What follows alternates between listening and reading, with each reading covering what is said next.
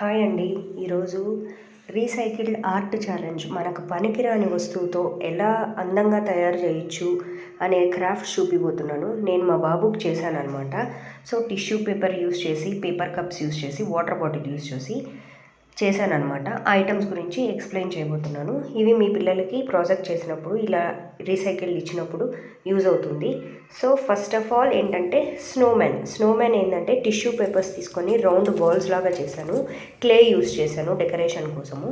So ఇది watch అనమాట, hand watch. Paper cups use చేసి కట్ చేసి మార్క్ చేసి జస్ట్ సెకండ్స్ ముళ్ళు మినిట్స్ ముళ్ళు అంటించాను అనమాట. ఇదేంటంటే ఒక అమ్మాయి బొమ్మ అనమాట గీసి టిష్యూ పేపర్స్ గౌన్ లాగా చేసి డెకరేట్ చేశాను. సో పాత ప్లాస్టిక్ బాటిల్ యూస్ చేసి హ్యాండ్ ఫ్యాన్ అనమాట.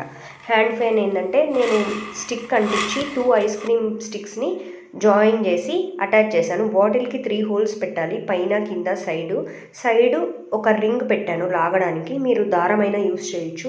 సో అది లాగడం వల్ల రొటేట్ చేస్తుంది. పిల్లలు అనేది ఇలా ఇంట్రెస్టింగ్ థింగ్స్ చూస్తే చాలా యాక్టివ్గా ఉంటారు, ప్లస్ ఇంట్రెస్టింగ్గా చూస్తారు ఇలాంటి యాక్టివిటీస్ క్లాస్లో.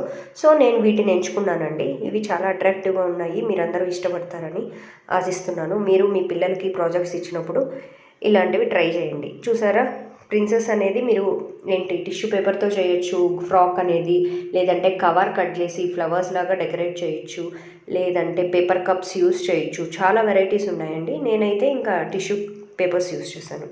Thank you.